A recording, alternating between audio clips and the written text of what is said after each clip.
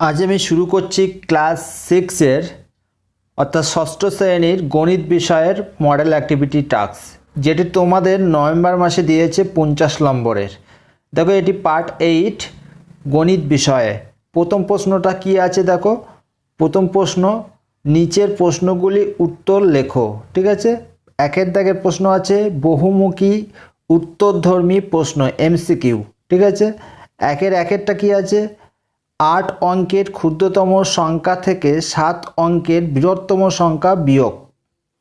ফল হলো, দেখো এখানে সঠিক উত্তরটা হয়ে যাবে অপশান ডি সঠিক উত্তর। অপশান ডি সঠিক উত্তর। ঠিক আছে, অপশান ডি সঠিক উত্তর। এরপরে তোমরা দেখো, 1-2 দাগে 500 সংখ্যাটিকে রোমান সংখ্যা লিখতে পারবো, বি সঠিক উত্তর। অপশান বি সঠিক উত্তর। ঠিক, এরপরে প্রশ্ন হচ্ছে 3 গুণ 1/5 কে লেখা যায় 3 দাগের সঠিক উত্তরটা হয়ে যাবে অপশান ডি। অপশান ডি হবে সঠিক উত্তর। 4 দাগের প্রশ্ন উত্তরটা হবে দেখো 0.3 গুণ 0.5, এই গুণফলের দশমিক বিন্দু বসবে ডান দিক থেকে ক ঘর, অর্থাৎ ডান দিক থেকে এটা গুণ করলে আমরা 0.15 পাচ্ছি। ঠিক আছে, ডান দিক থেকে 2 ঘর আগে। অপশান বি হবে সঠিক উত্তর। 4 দাগের অপশান বি হবে সঠিক উত্তর। এরপরে দেখো 1-5 দাগের প্রশ্ন উত্তরটা কি দেখো, 1.8 মিটার সমান। অপশান বি সঠিক উত্তর। 1-5 হবে অপশান বি সঠিক উত্তর। ঠিক আছে, এর পরেরটা 1-6 দাগ, 10% মানে কত। 10% মানে হচ্ছে প্রতি 100 এর জন্য 10। ঠিক আছে, প্রতি 100 এর জন্য 10, অর্থাৎ অপশান সি সঠিক উত্তর। অপশান সি সঠিক উত্তর। ঠিক আছে, তাহলে 6 দাগ হবে অপশান সি।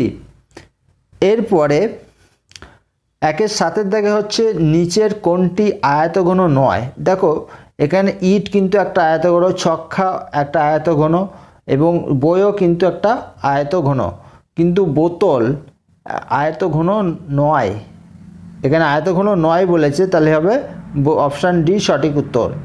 7 দাগে অপশান ডি সঠিক উত্তর। ঠিক আছে, এরপরে তোমরা দেখো 8 দাগে 1/4 অংশ ডিম নষ্ট হলে ডিম নষ্ট হয়েছে শতকরা কত।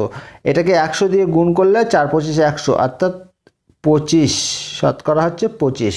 ঠিক আছে, অপশান বি সঠিক উত্তর 1-8 দাগটা। ঠিক আছে, এরপরে 2 দাগে কি বলছে, 2 দাগে সত্য মিথ্যা লেখো।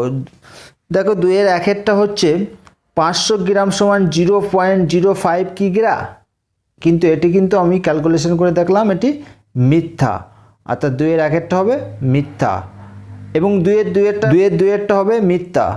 এরপরে 2-3টা হচ্ছে 50 টাকার 1/5 অংশ থেকে 10 টাকা নিয়ে নিলে কোনো টাকাই পড়ে থাকবে না, এটি কিন্তু, অর্থাৎ 2-3 দাগটা হচ্ছে সত্য।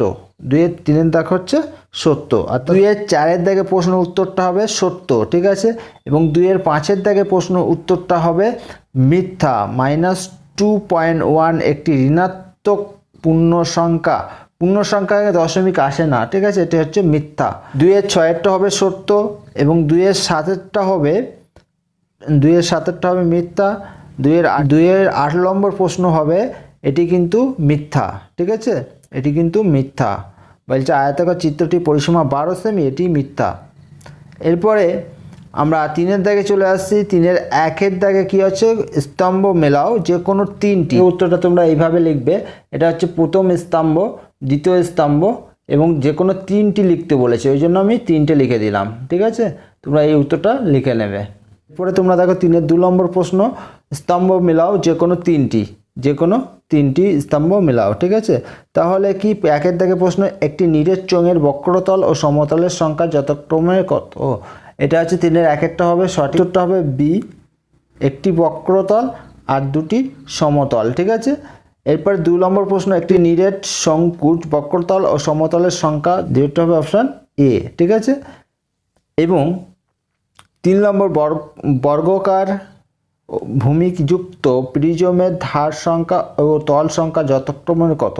ধার সংখ্যা এবং তল সংখ্যা, 3-এরটা হবে ডি, ঠিক আছে, এবং 4-এরটা হবে সি, 4-এরটা হবে সি। এটা হবে সঠিক উত্তর। 4-এর 1-এরটা কি বলছে, তুমি তোমার দাদার থেকে 5 বছরের ছোট, চল ব্যবহার করে তোমার দাদার বয়সকে তোমার বয়সের সাহায্যে প্রকাশ করো। চল মানে হচ্ছে এক্স ওয়াই জেড, এইগুলো হচ্ছে চল বলা হয়, ঠিক আছে। দেখো 4-এর 1-এরটা উত্তরটা দেখে নাও তোমরা। এটি হলো 4-এর 1-এরটা।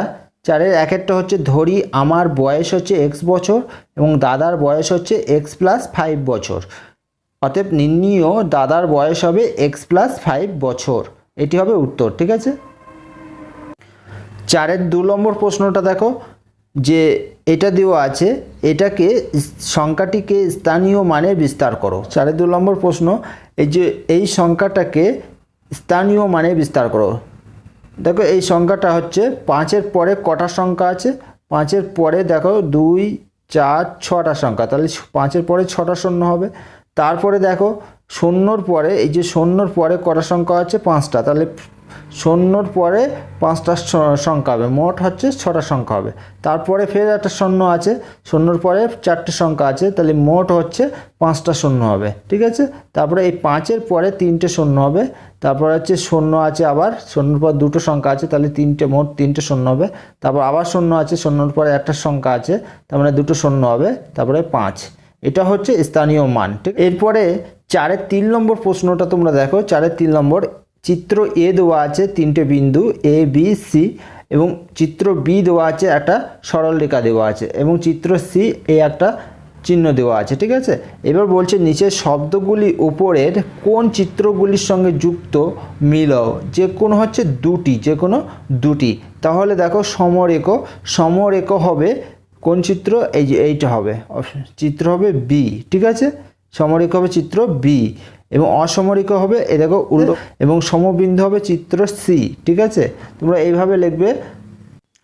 4-এর 3 নম্বর প্রশ্ন তোমরা উত্তরটা লিখবে এইভাবে, যে কোনো 3টি বলেছে, দুটি, যে কোনো দুটি বলেছে, এই উত্তরটা হবে, সমরেখ হবে চিত্র বি, অসমরেখ হবে চিত্র এ, এবং সমবিন্দু হবে চিত্র সি।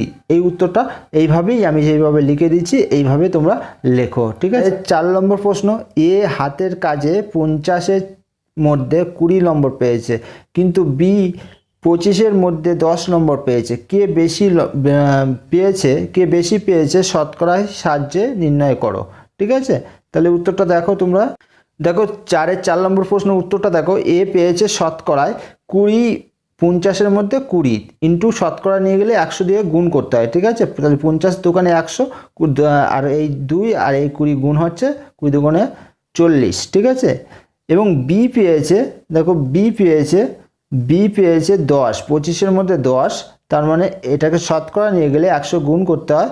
100 গুণ করলে আমরা যাচ্ছি 4 25 100 এবং 4 10 40, দুজনাই কিন্তু সমান পেয়েছে। তাহলে এখানে উভয়ে সমান নম্বর পেয়েছে, উত্তরটা হবে, ঠিক আছে। এর পরের প্রশ্নটা তোমরা দেখো, 4-এর 5 নম্বর প্রশ্ন, ঠিক আছে। 4-এর 5 নম্বর, একটি সমবাহু ত্রিভুজের পরিসীমা হচ্ছে 14.4 সেমি। ত্রিভুজটি একটি বাহুর দৈর্ঘ্য দশমিক সংখ্যায় লেখো। এখানে দেখো উত্তরটা 4-এর 5 নম্বর প্রশ্নটা, সমবাহু ত্রিভুজের পরিসীমা হচ্ছে 14.4 সেমি। তাহলে একটি বাহুর দৈর্ঘ্য হবে, আমরা জানি ত্রিভুজের 3টি বাহু, তাহলে 3 দিয়ে ভাগ করতে হবে এটাকে, তাহলে এটা হচ্ছে কাটাকুটি করলে আমরা পাচ্ছি 4.8 সেমি। তাহলে ত্রিভুজের একটি বাহুর দৈর্ঘ্য হবে 4.8 সেমি, এটা হবে উত্তর, ঠিক আছে।